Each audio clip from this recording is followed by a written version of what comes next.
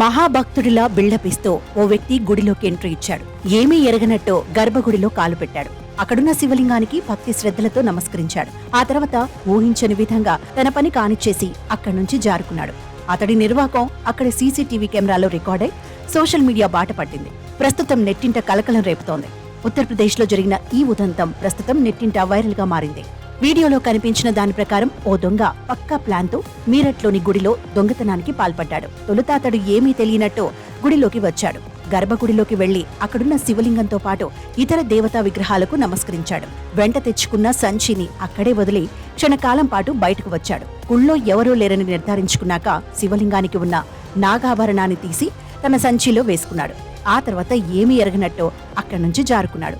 ఇదంతా సీసీటీవీలో రికార్డైంది. మరుసటి రోజు దైవ దర్శనం కోసం వచ్చిన భక్తులు నాగాభరణం చోరీకి గురైందని గుర్తించి గగ్గోలు పెట్టారు.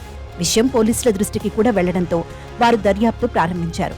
ఈ ఘటనకు బాధ్యులైన వారిపై చర్యలు తీసుకుంటామని హామీ ఇచ్చారు. అయితే